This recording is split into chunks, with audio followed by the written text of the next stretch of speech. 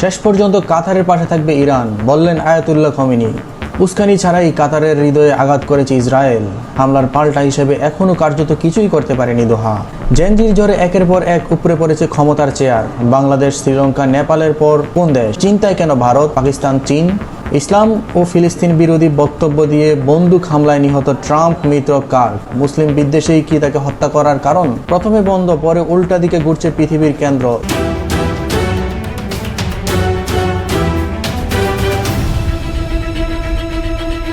আসসালামু আলাইকুম। এতক্ষণ শুনছিলেন সংবাদ শিরোনাম, এখন শুনবেন বিস্তারিত। উস্কানি ছাড়াই কাতারের হৃদয়ে আঘাত করেছে ইসরায়েল। হামলার পাল্টা হিসেবে এখনও কার্যত কিছুই করতে পারেনি দোহা। এমনকি প্রতিবেশীর উপর হামলা হলেও নীরব দর্শকের ভূমিকায় অবতীর্ণ হয়েছে আরব দেশগুলো। বিশেষ করে সৌদি আরব, আরব আমিরাত ও জর্ডান তো নিন্দা জানায়নি, দায় সেরেছে কেবল। তবে মুসলিম বন্ধু কাতার ঘায়েল হতেই সিংহের গর্জন দিয়ে উঠল ইরান। কাতারের পাশে দাঁড়িয়ে শেষ পর্যন্ত লড়াইয়ের হুঙ্কার দিল ইসলামী বিপ্লবের দেশটি। সেই সাথে সাথে ইসরায়েলদের বারবার বারন্তের পেছনে অদৃশ্য শক্তি হিসেবে যুক্তরাষ্ট্র কলকাঠি নেড়েছে, সে কথাও জোর দিয়ে বলেছে তেহরান। ইরানি সংবাদ মাধ্যম প্রেস টিভি জানিয়েছে, কাতারের উপর সাম্প্রতিক ইসরায়েলি হামলার জন্য যুক্তরাষ্ট্রকে দায়ী করেছেন ইরানের সশস্ত্র বাহিনী প্রধান মেজর জেনারেল আব্দুর রহিম মসজি। সেই সাথে যুক্তরাষ্ট্রের সমন্বয় ও সবুজ সংকেত ধারা দোহায় এ হামলা সম্ভব হতো না। দুসময় কাতারকে ভাই সম্বোধন করে তাদের হাত শক্ত করে ধরে রাখার প্রতিশ্রুতি দিয়ে মুসাবি বলেছেন, ইরান এবং দেশের সশস্ত্র বাহিনী শেষ পর্যন্ত কাতারের পাশে থাকবে।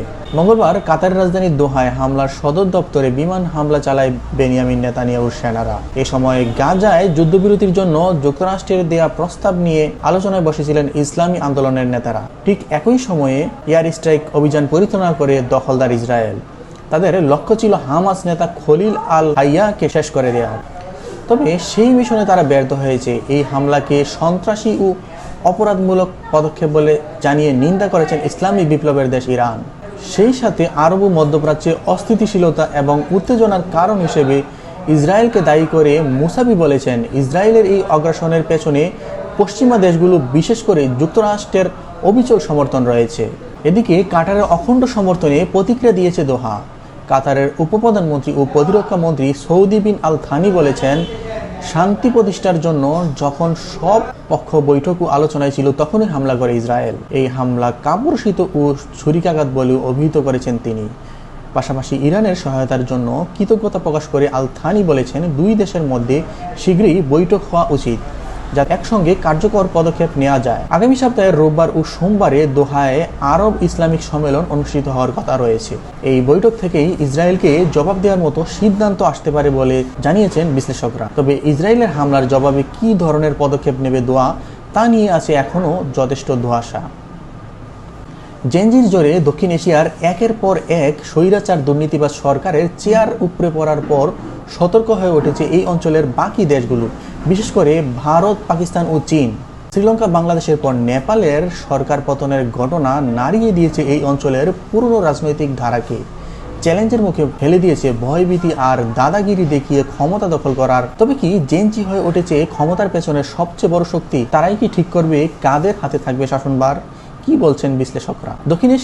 দক্ষিণ এশিয়ায় অস্থিরতার নতুন কেন্দ্র হিমালয়ের দেশ নেপাল। সর্বশেষ প্রধানমন্ত্রী কেপি শর্মা ও ওলির বিদায় এবং জেনজির উত্থান শুধুমাত্র 3 কোটি মানুষের দেশটিতে সীমাবদ্ধ নয়, বরং গোটা অঞ্চলের কূটনৈতিক মানচিত্রে জ্বর তুলেছে সরকার বিরোধী বিদ্রোহ। এবারের সংকট সজাগ করে তুলেছে চীন, ভারত ও পাকিস্তানকে। প্রশ্ন উঠেছে, ছোট একটি দেশের অস্থিরতায় কেন চিন্তিত দক্ষিণ এশিয়ার 3টি প্রধান শক্তি? নেপালের ইতিহাস জুড়ে ক্ষমতার পালাবদল ঘটিয়েছে গণ আন্দোলন, রানা শাসনের পতন, পঞ্চায়েত ব্যবস্থার অবসান, 1 দশকের গৃহযুদ্ধ কিংবা 2008 সালে রাজতন্ত্রের বিলুপ্তি। সবকিছুর কেন্দ্রে ছিল বিক্ষুব্ধ জনতা। বর্তমান পরিস্থিতিতে ভাবনার বিষয় হচ্ছে, দক্ষিণ এশিয়ার ভবিষ্যৎ রাজনীতি কি তরুণদের হাতে? ভৌগোলিক কারণে প্রতিবেশী দেশগুলোর কাছে নেপাল বেশ গুরুত্বপূর্ণ। উত্তর সীমান্তে চীন ও দক্ষিণ পূর্ব পশ্চিম ভারতের অবস্থান। কাঠমান্ডুর রাজনৈতিক পালাবদল মানেই বেইজিং ও নয়াদিল্লির হিসাব নিকাশে আসে নানা রকম পরিবর্তন। পরিস্থিতি নিয়ে চীন কেন উদ্বিগ্ন তা স্পষ্ট। প্রধানমন্ত্রী ওলি ছিলেন বেইজিং এর ঘনিষ্ঠ নেতা, তার পতনে কাঠমান্ডুতে বাড়তে পারে নয়াদিল্লির প্রভাব। অন্যদিকে ভারত ও চায়না নেপাল প্রভাব বিস্তার করুক চীন। প্রতিবেশী দুই দেশের মধ্যে লাখ লাখ মানুষের যাতায়াত, বাণিজ্য ও ট্রানজিট সহ রয়েছে বিভিন্ন পর্যায়ের যোগাযোগ। চীন সমর্থিত ওলি সরকারের পতন নয়াদিল্লির জন্য তৈরি করতে পারে কূটনৈতিক সুযোগ। পাকিস্তানের সঙ্গে নেপালের সরাসরি কোনো যোগসূত্র নেই, তবে কাঠমান্ডুতে ভারত বিরোধী শক্তি ক্ষমতায় থাকলে ইসলামাবাদের জন্য সেটা কৌশলগত সুবিধা বলে ধরে নেওয়া হয়। তাই নিজেদের ভেতর রাজনৈতিক অনিশ্চয়তা থাকলেও নেপাল পরিস্থিতির দিকে সতর্ক নজর রাখছে পাকিস্তান। আনুষ্ঠানিকভাবে হতাহতের প্রতি দুঃখ প্রকাশ ও শান্তির প্রত্যাশা জানিয়ে আপাতত চুপ আছে ইসলামাবাদ। অন্যদিকে নেপাল সার্বিক পরিস্থিতি বাংলাদেশের রাজনৈতিক কোনো প্রভাব ফেলবে এমন সম্ভাবনা কম, কিন্তু দীর্ঘমেয়াদী আঞ্চলিক অস্থিরতা ঢাকার উপরে তৈরি করতে পারে অর্থনৈতিক চাপ। দীর্ঘদিন ধরেই ছাত্র যুব আন্দোলন, রাজতন্ত্র ও দলীয় ক্ষমতার দ্বন্দ্বে জর্জরিত নেপাল। দেশটিতে চলমান সংকট লম্বা সময় ধরে চললে কাঠমান্ডুকে ধীরে ধীরে ভারত ও চীনের মাঝে প্রতিযোগিতা আরও বাড়বে। এর ধাক্কা লাগাবে দক্ষিণ এশিয়ার বাণিজ্য ও আঞ্চলিক সহযোগিতায়। 2022 সালে শ্রীলঙ্কায়, 2024 সালে বাংলাদেশে তরুণদের নেতৃত্বাধীন আন্দোলনের জেরে সরকার পতন হয়েছে। নেপালে এই ধরনের বিদ্রোহের বিস্ফোরণ দক্ষিণ এশিয়াকে করে তুলেছে আরও অস্থির।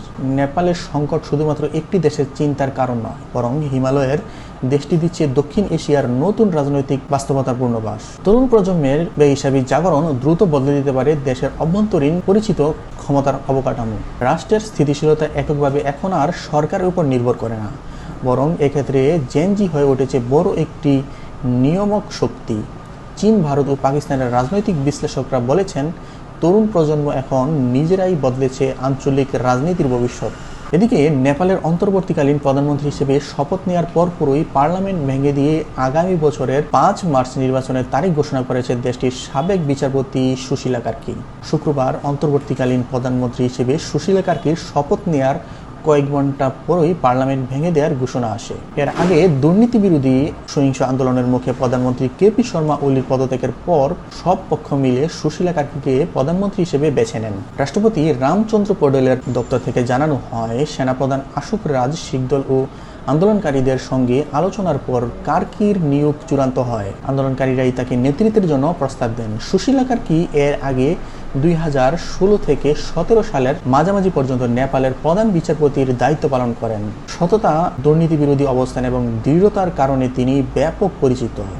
সপ্তাহ জুড়ে জেনজির প্রজন্মের চলা বিক্ষোভে পুলিশের সাথে সংঘর্ষে অন্তত 51 জন নিহত এবং 1,500-এর বেশি মানুষ আহত হয়েছে।